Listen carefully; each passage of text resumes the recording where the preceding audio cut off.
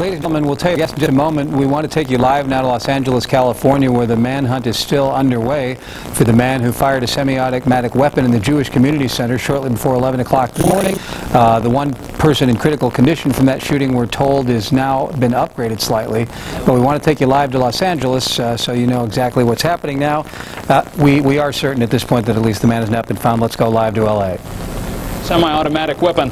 They're still looking for this suspect, and as to the motive, police say at this point they have no idea why this gunman shot this place up.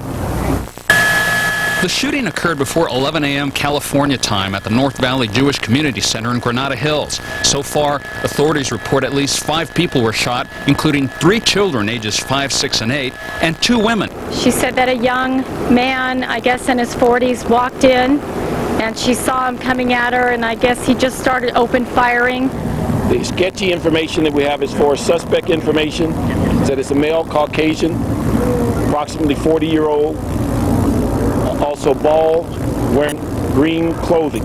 Immediately after the shooting, dozens of officers with guns drawn searched the area for the gunman. Still a very volatile situation here. Police have located a red van that the suspect may have used to drive to the scene. There was an extensive amount of ammunition in the vehicle, possibly some bulletproof vests, apparently no weapons. It's very emotional to see your Los Angeles Police Department actually leading these children to an area of safety. The Jewish Community Center is located in the San Fernando Valley and consists of a large main building, a smaller house-like structure, a pool, and tennis courts.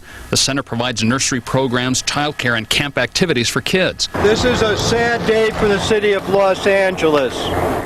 As police looked for the shooter, parents and family members rushed to the Jewish Center to check on their children.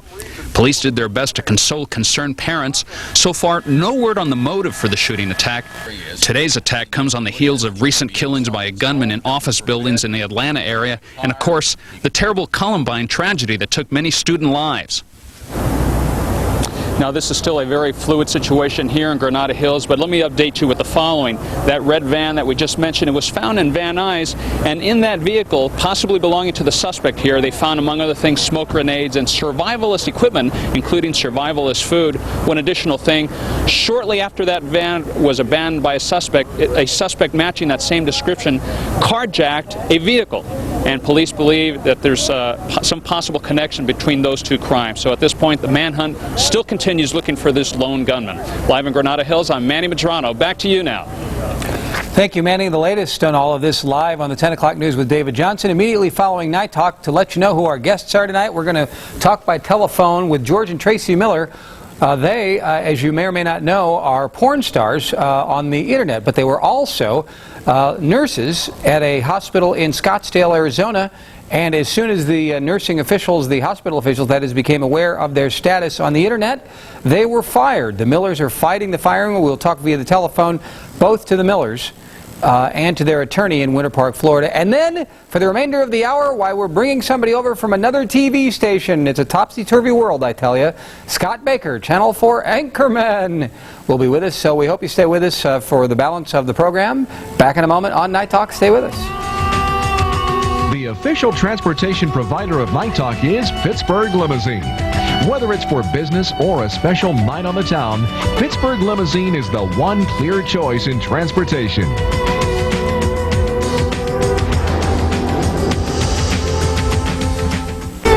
Night Talk is brought to you in part by Coffee and Colt, the Roof Guys. Back on Night Talk, we want to tell you once again about the story of former Pittsburgh area residents, by the way, George and Tracy Miller.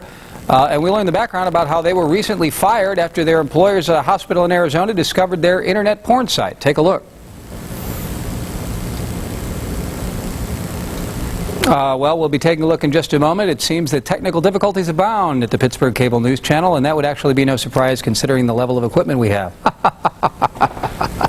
But you know, it really is an interesting story. These guys claim that they started their porn site in order to fund a college fund for their 2 young children, and here now is that report. On your computer screen is Dakota Ray, billed as your not-so-average housewife. Dakota Ray claims she holds nothing back when it comes to sex.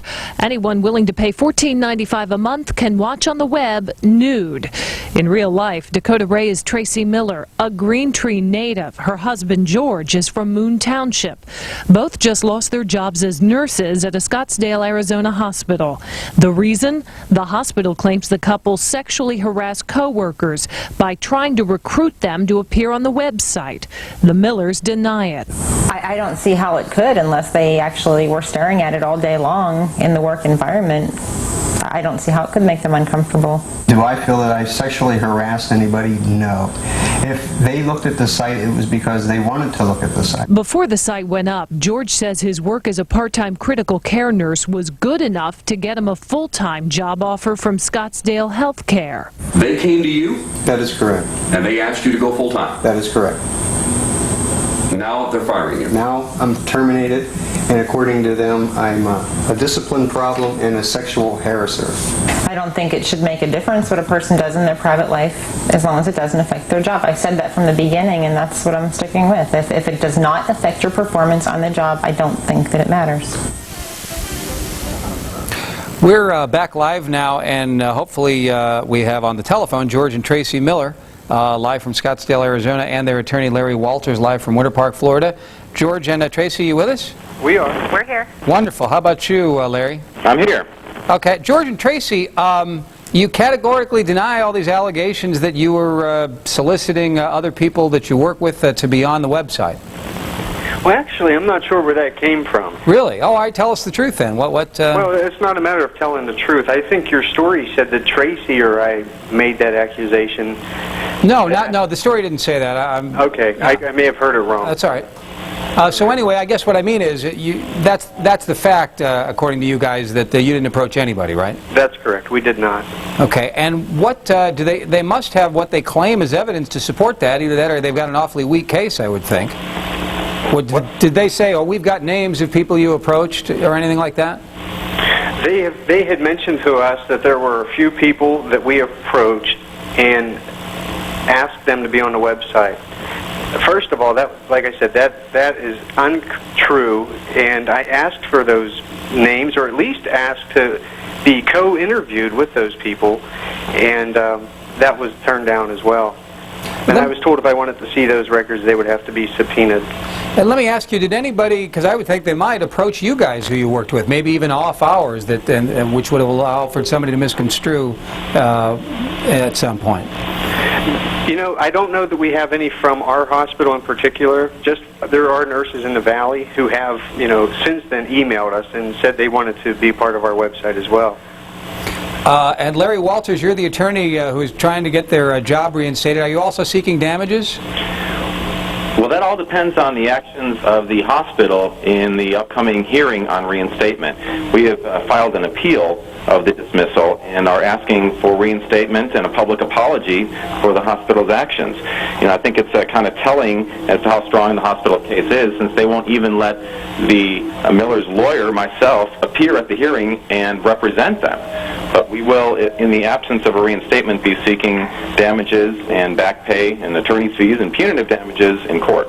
Larry, how can they bar you from attending the hearing? I don't understand.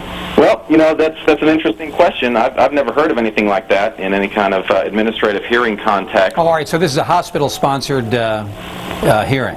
It's a hospital hearing, yes, and it's also, in my opinion, a violation of due process. Yeah, well, I'm no attorney, but I would think at least you'd have a shot at a case there. George and Tracy, this has been fairly profitable for you guys. Tell me if this is accurate. For example, in the last 3 months, according to the Pittsburgh Post-Gazette here, you guys earned a little over $50,000 from this. That is true. Okay. Yes. And this is primarily for a college, not that it really matters in my opinion, frankly, but it's primarily for a college fund for your kids? Right, yeah. We had started this primarily to just make some extra money, to set aside for the kids' college fund, and we had thought, hey, from the beginning, if we just made a couple $100s a month doing this part-time, then that would be great. But yes, that is how it started. And I suppose, have you raised a goodly amount of money for the fund? Well, we're putting away some of the money, but obviously right now we're not employed as nurses, so we do need to live too. Yeah, absolutely. Well, of course, it's outrageous if all of their allegations are untrue that you were fired. And so, once again, there were no communications between you and any other workers at the hospital that anybody could have even misinterpreted as you approaching them. No, not by me. Tracy, you? No, not at all. Not at all. And what was the reaction of your colleagues when they found out about it? And do you think maybe they're the ones who should be investigated for queuing up your website on company time? Well, I think that's something the hospital needs to look at. We've mentioned to them several times, not only did nurses look up our website, they also printed out documents at home and brought them in and passed them out off of our website, which I think is a copyright infringement, if I'm not mistaken, for one thing. And two, it would be a direct policy problem as far as bringing printed pornography into the hospital and passing it out. Were you embarrassed at all when they found out, or since you decided to do it in the first place, is it water off your back? Well, you've seen Tracy's pictures. That girl has nothing to be embarrassed about. Well, I would concur. Yeah, I'm not. I'm not suggesting that, but you know how there are some members of society who might be a little bit more conservative, who might have sort of a frenzied reaction, if you will, or a "oh my God" reaction. Well, that would be them, but we can't speak for them. Right. So anyway, you're going to continue the website, and I guess the only good part about all of this is I would assume it's great publicity for the site. I realize you want your jobs back, but have you had a lot more hits since all of this hullabaloo? Well, the site itself has done better. I mean, Touchable.com has definitely grown with the media attention, but it would have grown anyhow. It was grown on a daily basis prior to us being suspended and prior to the media, but there's no question that media attention has helped the site along, but no way could it replace our nursing jobs. Myself, I've been in healthcare for 17 years. This website's been around for 3 months. I mean, there's a big difference there. And you guys both got nursing degrees at the Community College of Allegheny County? Beaver County. Of Beaver County, Yeah, right. actually, it's Beaver County. And any reaction from the folks back home in Pittsburgh about your website and/or the lawsuit? Well, we have had some email from friends of ours back in the Pittsburgh area, and most of it's been supportive. My family still lives in Pittsburgh, and they, although they might not agree with what I'm doing, they're behind me 100%. They support my right to privacy, my right to express myself, doing things on my off time that doesn't affect my professional life. Obviously, they support that fact, that First Amendment issue. They were a bit taken aback, though, when they first learned of the site itself? They were, but they took it quite well. I have great parents. I'm happy to hear that. Well, so Larry Walters, the attorney, what's your next step here? So the next step, again, is to see the outcome of the hearing on the reinstatement issue. And in the event that that's unsuccessful and that the hospital persists in their dismissal of the Millers, then we'll be forced into court. And at that point, it'll be up to a judge or a jury to decide whether employers can invade a person's private life and basically dictate to them what they can do in their off time. And that, in your view, what the case is all about in a nutshell, whatever they do in their own time is their own business if it doesn't affect their work. Yeah, I think that's really the bigger issue that's raised here, is how far can an employer go? Can they tell you what movies you can watch on your off time and what activities you can be involved in? And it's scary if that's the case. Okay, and George and Tracy, any final thoughts from you tonight? No, I was curious. I wish we were able to see what you put up on your TV screen there, but we put still photos of the website, nothing particularly graphic, since we're a family television program. Absolutely, absolutely. How did you even? What are you? Are you psychic? How did you know we were putting stuff up on the screen? We heard you saying that you were trying to put it up, but you were having technical difficulties with your cable. You must have heard the control room people. All our wires are crossed. This whole place is soldered together. It's a lot of chewing gum and Scotch tape. But we hope you won't let the low rent nature of our facilities stop you from coming back on and updating us at some point in the near future if we give you a call. Yeah, that would be wonderful. Good luck to you. Because if you didn't do anything that the hospital says that you did, I'm in your corner, by Godfrey. We appreciate that. Thank you very much, sir. And Larry Walters, attorney, thank you so much for coming on the program. We'll be in touch with you as well. Thanks. We'll do what we can. Back in a moment, we will talk to Scott Baker, Channel 4 anchorman. We'll find out what he probably surfs this site constantly. We'll find out what he thinks about it. Stay with us.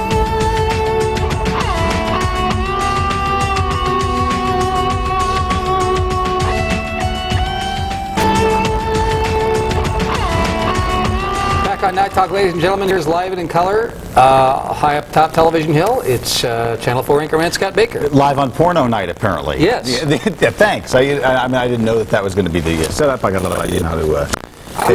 Right, absolutely. You know, you have children. Love Ruth Ann Baker, who's going for the Tribune Review. Yeah, we had 3 children and not of college. But neither of you took 5 and the little kids. Well, just wanted to go away. Yeah, you. But that would work. How do you that would fly. You would probably be fired, but that would fly. How do you explain that to the kids, though, down the road? That's a, well, the other thing I wanted to do is like, and then I watched the Night Talk program. Religiously. Well, not every now and then. Relatively. Once in a blue moon. I used to watch it nearly every night when I was working the night shift. I remember when the night shift. So now it's hard for me to catch because broadcast is on at 5. Right. And sometimes I'm still dealing with children. If I get them successfully to bed, I'll check it out. Kids watch because Night Talk. Right, but anyway, the point is, I know that you're always thorough. I know that you're always journalistic. But it just seemed to me that the Night Talk staff and crew had done like extra research on the first segment tonight. I mean, it just seemed like there was an inordinate amount of preparation. Sir, who is this guy again? Baker, Scott Baker, Channel 4 anchorman. Yes. Research on this gentleman would have been? Research, he's the guy on TV across town. So you skip the research on the rest of the show in order for to spend all day researching the first segment. Well, producer J.C. Smith, who you just heard, their producer, director, and all-around groovy guy, the artist formerly known as J.C. Smith, did indeed spend all day in front of the computer making sure that we had every possible photo that we could get in order to get a full understanding and a complete review. At untouchable.com. Is that what it is? She said, I guess that's what they said. I was just listening. Is it untouchable.com? Is it all still, is it still stuff, or is there that you know, sort of freaky Did they have any streaming video? Not that I would know what the name of it is, but did they have any streaming video, JC? You don't know? All right. Okay, yeah, he just took. And was it just her? Or no, because there were no, I noticed that there were no still pictures of him. According to the thorough research that we did, most of the pictures of her, there might be a couple of him. Right. But most of them are just her, sitting around the pool, on the phone, and laying around the house. Right. And was the Chiron title, that was just what you guys, that wasn't the name of their next video, because it was like Fired X-rated porno. No, but we actually took that directly off the website page. Fired X-rated Yes, porno. because they have now, that's their front page. That is the cover page of their website, because it certainly gets your attention. A little redundant, but... Yes, absolutely. Okay, yeah. Wait a minute, Fired X-rated porno nurse. I mean, I think the X-rated and the porno... Not necessarily. What if you had really bad language or something?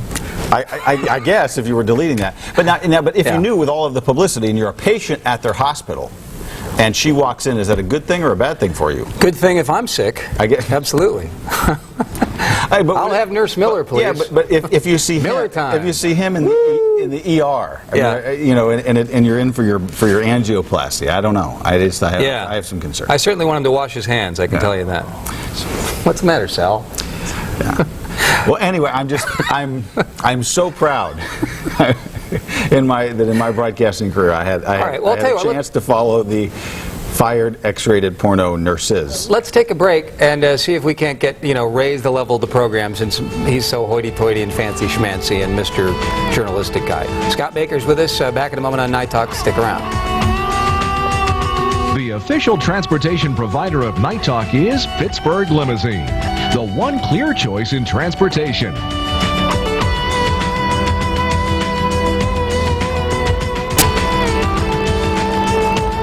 Ladies and gentlemen, back on Night Talk with Channel 4 anchorman Scott Baker. You were at the Night Talk 3 anniversary party, as we said. That was huge. 40 or 50 movers and shakers, eating pizza, drinking soda in a room was great. Yeah, no, and it's kind of like a sort of strange, surreal, sort of Fellini movie-like TV show, and you're wandering through county executive candidates and Mr. McFeely and pro wrestlers and the Angels. The Angel and the Halos. Yeah. I always did the same thing. Angels, Halos, Angels, whatever. and Johnny Halo and the Angels. It should be that. Yeah. So I had a great time. You're like the king of the hill now. Somebody once, not really, but we tried to create that impression. Someone once described it as the bar scene from Star Wars. I thought that was very accurate. Without the Cantina Band. Right. Yeah, and it looked like you were having a good time, although you have to be concentrating on it. Do you enjoy it when you go back and then actually watch it on tape? That was actually the bit. We've done 3 now. We did the anniversary with all the people. We did the holiday party with all the people. We did the 3rd anniversary with all the people. This was the luckiest. The fewest technical difficulties, the most organization. Jimmy Crenn as Beaver Cleaver was I mean, that classic. wasn't Beaver Cleaver? Hard to believe it. Yeah, he had the lip down. He was deadly accurate. By the way, I forgot to plug Monticello's for the free pizza that night. Oh, and it was good. Yes. Was it good? Did you like the Monticello's pizza? Oh yeah, no. Channel 4 anchorman Scott Baker says Monticello's is the tops. Great. Can't you do that? Is there like a 20 into the... No. I just have to give him a lot of plugs. I forgot to thank him that night. Right, but now that's got to be like an adrenaline high for you, because you've put out for night in, night out here. Kind of like years. Tracy Miller, yeah. Sorry, I wasn't going to go in that direction. Do you guys have? Is there a secret website? Is the Night Talk website something I don't understand? No, I don't think there. Never mind. There's supposed to be some sort of. Yeah, we've been working on it for like the 3 years that the program's been on. One of these years we'll have a Night Talk website. A Night Talk website. Yeah. Well, you don't need one. You don't want to rush into one of those. So not like the internet is taking off or anything. Yeah. So. But that has to be just very satisfying to you after all that time. That everybody comes up and has a good time. It really was, and I don't know why we're talking about this and you're interviewing me, but it was a disaster waiting to happen because Bruno Sammartino is a mainstay of every Night Talk event. The day before, as you know, he got diverticulitis. Right. Disaster. I couldn't believe it. Didn't come. The DeFazio brothers, they couldn't make it. That's 2 wrestlers and a sheriff I couldn't get right off the top. And on top of that, then, I decided that I wanted to look like David Johnson, so I wore glasses. And nobody recognized me. And that was good. I was kind of doing that as a test. I don't know if you noticed that. I did not notice that. I thought you looked like a groovy uppie guy. But, or maybe nobody recognized me for good reason. I mean, that could be. David Johnson couldn't even make it. What, he's in the bill? No, he was on vacation. Oh, Peggy Finnegan couldn't make it. We did have Kevin Benson. Kevin Benson came by. Kevin and I had a long talk, and we have a share. Who made the pizza? Monticello's made the pizza. Yeah. Did you like that, Kevin?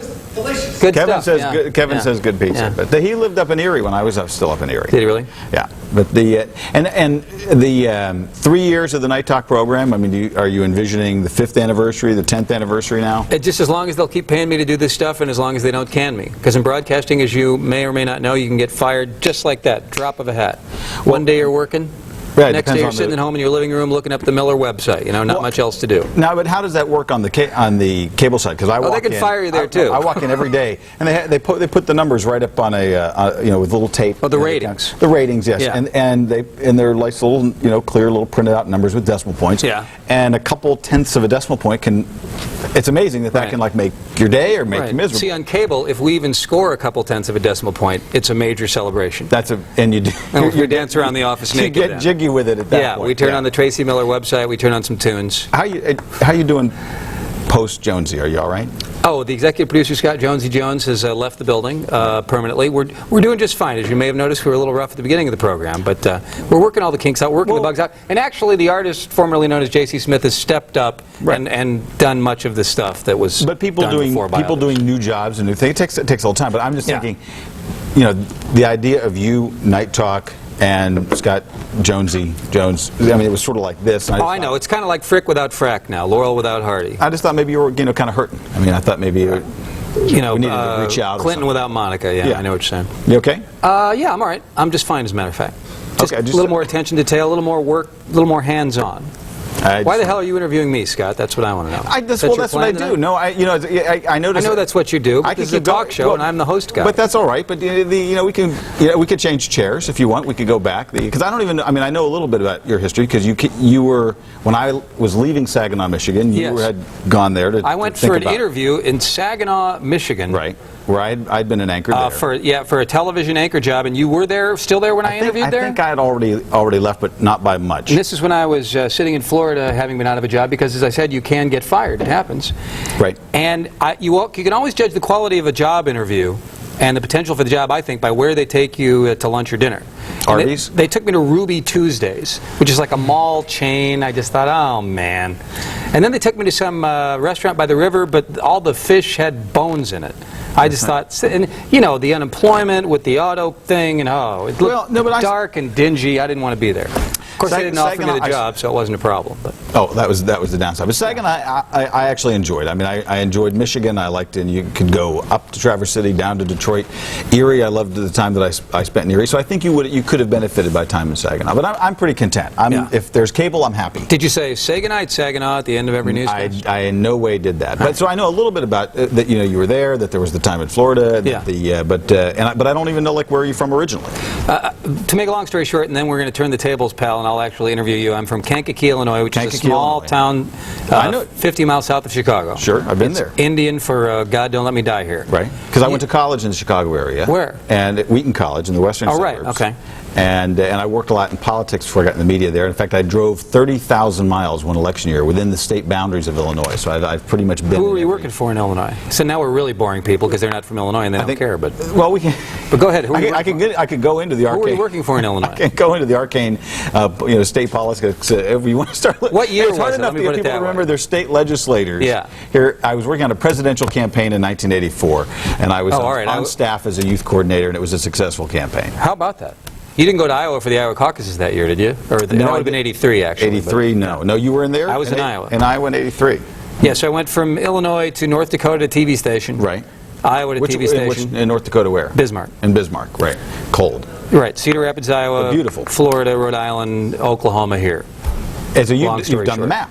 Done the map, pretty much. Haven't really made it out to the West Coast. I was going to say, Don't know why. you can get, Eugene, Oregon. No. The Portland. No. Seattle. No. Murfreesboro. Peoria, Illinois. I spent 3 months in Peoria, Illinois. Got fired at a radio station there. Now, is there a common denominator in the firings? Is there like always a certain, like a one day do you go in and just kind of... Well, what I'd like to do at every television station is push the envelope a little bit and push the boundaries. Like you do here. There seemingly are no boundaries. Right. That's why I haven't been fired yet. And that's not quite as fun. I mean, you like something to push against. No. I actually like this. I like remaining employed. I enjoy that the most, yeah. No, but you kind of lose the edge of the danger. Not really. No? I mean, I understand what you're saying, but, and you're right. What I'm hoping is that now that I've had total freedom, I can scale it back a little bit and find a happy medium and remain employed for the rest of my life. That's the plan. Buster? All right, when we come back, we're going to find out why the ratings have been in the tank ever since they made Scott Baker do the daytime instead of the nighttime news on Night Talk in a moment.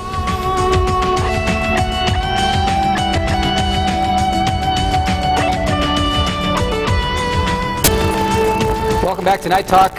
Channel 4 anchorman Scott Baker is here. We're told his producer Mindy is on the line.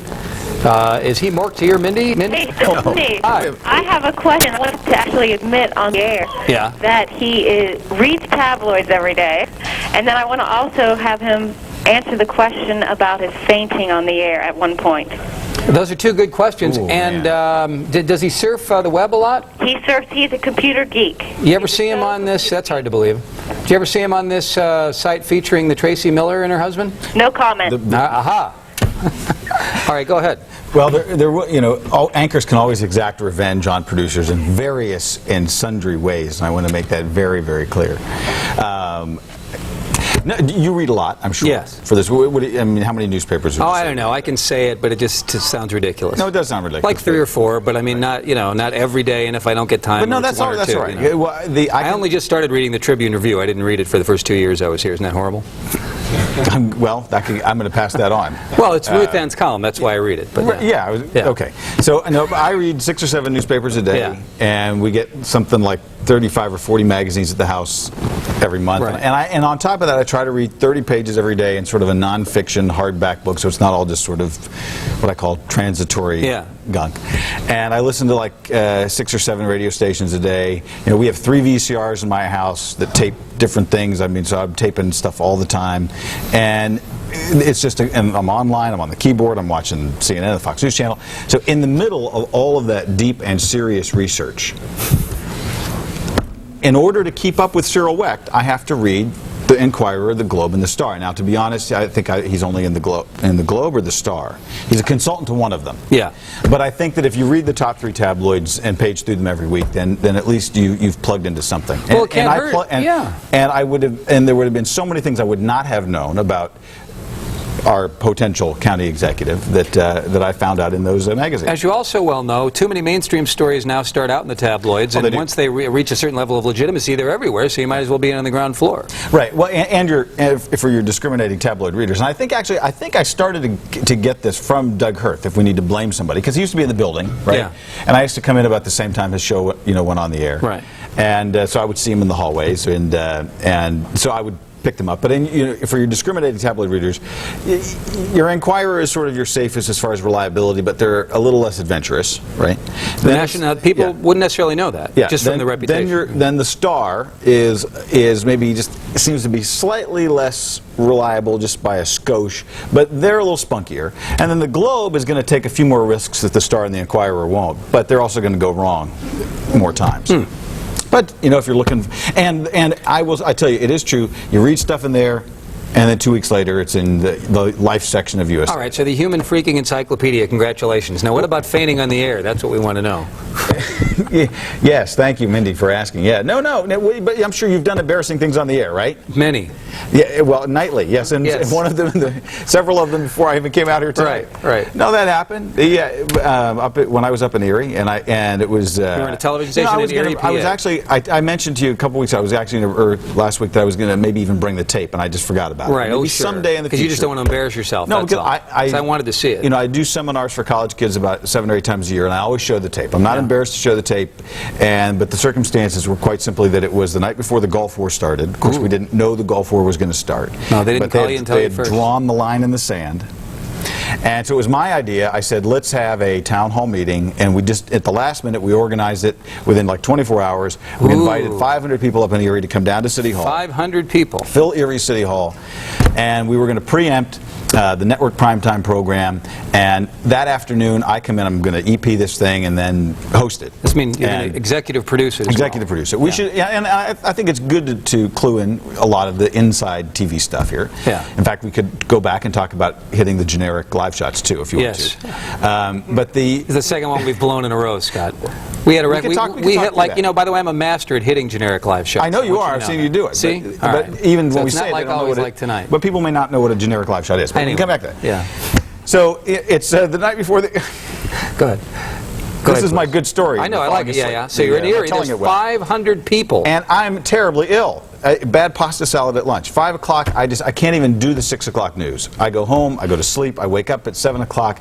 My fever is 102.8 degrees. Ooh. Take some medicine. I go down to City Hall at 7:30, and 7:45 the audience is there. I tell them, listen, I don't feel good, but I think we're going to get through this. 8 o'clock. The open rolls live from Erie City Hall, Newswatch 35 town hall meeting. The floor director cues me and I say, good evening, I'm Scott Baker. Boom. Down. Well, now we have to have you back just to see the tape next time. With a stagger step. You know, when I fought to stand, and the guy in the front row kind of caught me. That's nice. And people were at home were very confused. Thought maybe like anti-war protesters shot me or something. And I felt pretty good at that point. I was actually pretty peaceful. I was out for 3.5 minutes. Paramedics came in, were loading me up. They faded to black. The people at home for about that period of time didn't know what was going on. They went ahead and faded back to the primetime program for a couple minutes, which was on Tuesday night, CBS at that time was Rescue 911. Sadly today to think about, but William Shatner walks out and he says, in a medical emergency, time is of the essence. And then an ambulance goes screeching by the show and there's a guy passed out. So now the viewers at home are doubly confused and flooding the station with calls. Seriously? Yes. They were... The other stations in Erie sent cameras to film me being wheeled out or videotape me being wheeled out. They didn't know if I had been attacked by somebody. So I was, and then finally the news director hosted the rest of the show, and I just had to live for weeks and weeks with the humiliation of every morning in DJ in Erie, Pennsylvania doing, he's fallen and he can't get up. So yes, I've passed out on live primetime television. I've seen people pass out on tape. But I don't know about live in primetime, which is why I'm always a good guest, because you never know. I've never heard about anything like that. And as you know, blooper tapes circulate throughout the industry of dozens of faux pas and screw-ups. I've kept mine pretty close at hand. You have to come to my seminar to see that tape. Okay. I don't have to come to your seminar. No, you don't. Can't you just bring the tape here? We can put it on the air? Yeah, but see, then we risk losing control of that thing. I see. It'll end up on somebody's internet site. Here's Bill real quick before the break. Bill? Hi, how you doing? Hey. Hey, I got a question. How does a TV or radio station exactly get their ratings? Well, it's magic. I think they make them up. And actually, the beloved and wise people who run the Nielsen company select, scientifically, allegedly, something like 400 some odd people within our viewing area, which does not include just Pittsburgh and even parts of West Virginia, but also down into Monongalia County, West Virginia, and out in parts of, the rural countryside. And they find people who are willing to have a computer actually attached to their television set, which kind of monitors exactly what you're watching. And They have it's supposed to be demographically diverse, this pool, so that you get people by geography, by race, by income, by gender, by all of those things. And one of the secrets is, by the way, if you, in fact, and I'm not, maybe there's a Nielsen family watching, and this would help, John, and we don't want to help him too much, but you actually have to watch for 5 minutes. Like if you're just flipping through, that doesn't count. And they actually try to get you have to watch in 5-minute increments to actually get credit to count them. Now, really, I always thought it was you had to get like 7.5, like a little more than the 15 minutes. No, I mean, I believe you. Well, it's like if somebody started watching at 9:10 tonight, and they watched until 9:16.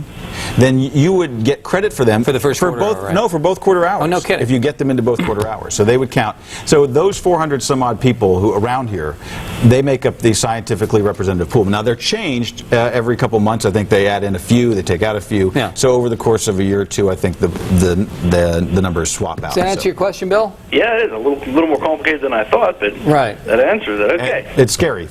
Okay, thanks a lot, guys. Thank you, sir. Back in a moment with our final segment with Scott Baker, and we will talk about the actual ratings a little bit, I think, in a moment.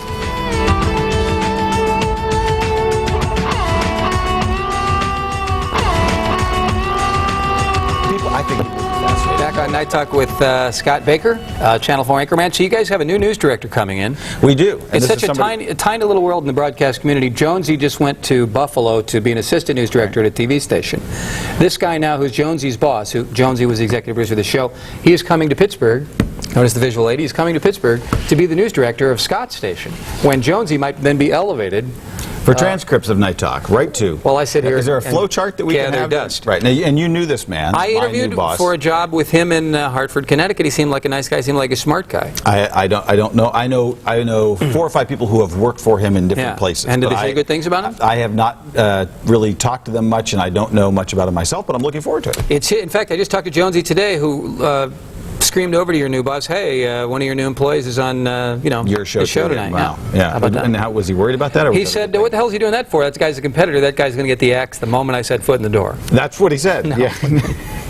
Thanks. Yeah. No, he doesn't care. Well, he doesn't even know where the bathroom is yet. Yeah. I mean, the last time that I heard he's sucking up to Sally Wiggin. That's all I heard. The last time I was on your show, the next day my whole schedule got yanked around. So I'm just looking. I'm just curious. The only reason I came back was to see what was happening. So how about the ratings? They're always very competitive. KD has a lot of brand name loyalty. You guys have done well over the years. This place, Channel 11 was what I mean, even though we're on PCNC. The Big Brother station here has done well over the years. Pretty nip and tuck in most of the time slots. You guys have, correct me if I'm wrong, and please literally correct me if I'm wrong, have taken a bit of a hit lately. Not a fatal hit, not a super duper hit.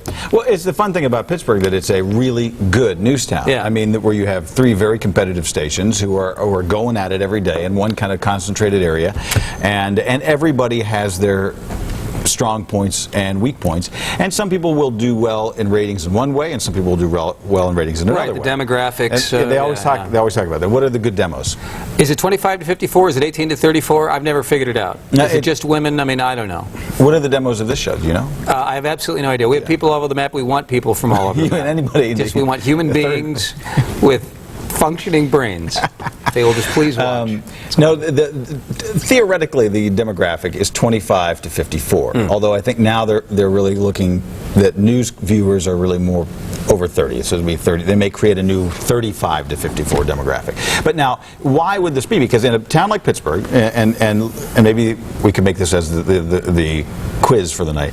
But in a town like Pittsburgh, where there are a lot of older residents, and they are heavy news viewers and very sophisticated news viewers. I mean, they watch for reasons, they like people for certain reasons, and they make up a huge pool of the news viewers in Pittsburgh. So advertisers, though, like these people who are 25 to 54, is that because the older people don't have money? No, it's not. What's the real reason? The real reason is that the old people are a lot smarter with their money, and the kids are stupid, and they're more likely to spend money with this crap that they advertise on television. That's what I've read. Yes, that's part. The older people are wiser, but the advertising, and the way I've always understood it, is that the older you get, when you're 60 years old, your brand preferences are set. You rarely switch brands. If you drive a certain kind of car, you're probably going to get another Buick. If you brush your teeth with Crest, you're going to probably brush your teeth with Crest. If you've been looking at the Miller website all your life, you're not going to switch to pinkpanties.com or anything. Yeah, okay.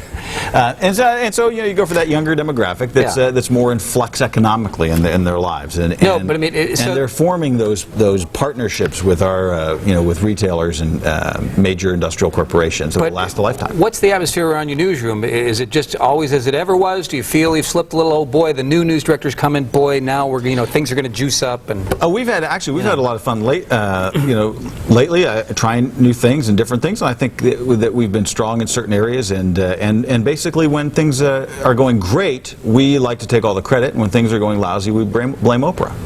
Right. Oh, because she was an incredibly strong lead-in, as they say, and now she's not as strong as she used to be. Yeah, Judge Judy is kicking her all over the map. How about that? Oprah, as you know, for many, many years, was the best television program you could possibly put in front of a newscast. In most markets in the country, if you had her, you were gold. Yeah, but now, and I've interviewed Oprah, and the show can be interesting from day to day. But some days Judge Judy's doing 3 times the audience that Oprah is. So, but Oprah has a way of reinventing herself, and I'm not counting her out, because I mean, if there's anybody not to count out who has the capacity to kind of come back here in the fall and storm the gates, it would be the woman who makes $100 million a year, right? Yeah. So, and I don't think she needs to get the little frilly collar like Judge Judy just to do that. So, and who knows? We'll see. But your lead-in, you're very dependent on lead-ins, but you have your core viewers, and we have our core viewers, and David, who just walked in. I mean, Channel 11 has their core viewers, and it's just fun to kind of keep at it, because I think we're all better, right? Because competition, I guess, what meant to conspire together, right? And it makes each product better. We should maybe have you and David and Ken Rice as kind of the a free-for-all? Is that what you're thinking of, a free-for-all? Would that be good? I don't know why I say that. I mean, not that there's anything wrong with all the other anchor women or men or whatever, but I'd come on with a frilly collar. He'd come on with a frilly collar. And I'll come on like Oprah, and Ken can come on like Rosie. All right, and we'll do. We'll all come on like our lead-ins. I think we've only got about 45 seconds left, JC. You go, girl. That's right. I'm going to run on. In your household, where your wife is a news columnist for the Tribune Review, and you're Mr. Walking Encyclopedia, can't stop talking about how many damn newspapers he reads. Do you guys drive each other crazy with the information explosion? But if I'm just kidding. I was accused of reading tabloids. I understand. I did, but so you were distraught. I did check. Do you drive each other crazy? Did you say, let's just stop talking about the news for like 5 seconds and talk about something mundane? Yes. Yeah. Okay, great. We still got 15 seconds left. Now we have 15 seconds to fill. So let's get back to you in this capacity of getting fired everywhere you go. Not everywhere I go. Just a lot of right here. Just Rush Limbaugh, he was fired several places. Do you think you've grown past that point? I believe so. Yeah. But I will never, to make a concluding comment, make the mistake ever that I won't be fired again. I will always assume that it's possible. It is possible. Absolutely. I agree. It is always possible. Right. Well, hopefully, in some way, I've helped you get at least 1 or 2 of those little Nielsen homes and hold them for 5 minutes past your quarter hour to improve your quarter hour cume. Scott Baker, he's got one hell of a cume. At least that's what Ruth Ann told me. Thanks so much. Back in a moment with David Johnson. Stick around.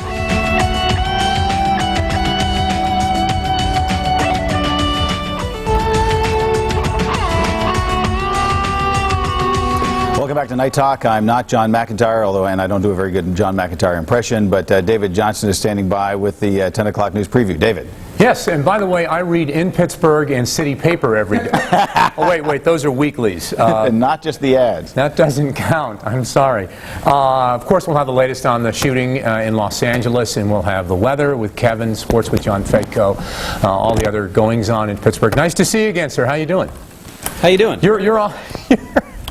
You're off mic. Very well. Good. A pleasure, indeed. Last time he was here, the reason that bit was funny is because he did the 10 o'clock news tease with me. I remember that. That was good stuff. You guys didn't talk about that before, did you? No. I'm not repeating information. No. Look at the overhead shot. Isn't that a cool so shot? strong. Look at that. Hey, the freaking moon is gone again. Oh, man. Oh, man. Remember when Dan This is low rent night. Remember when Dan As if every night isn't low rent night. What's that? Yes. Remember when Dan Rather did the new standing up for a while? Stand and deliver. Tom Brokaw does a new standing up right now. You see that? You know, David does an excellent Tom Brokaw. Sure. David, can you do your Tom Brokaw? Well, you remember that time you left the air down there in Miami? Dan, you remember that? What about that? You don't bring that up, do you? Out there. As Imus says. Out there. Gotta go. David is next. George Bush is not. So long.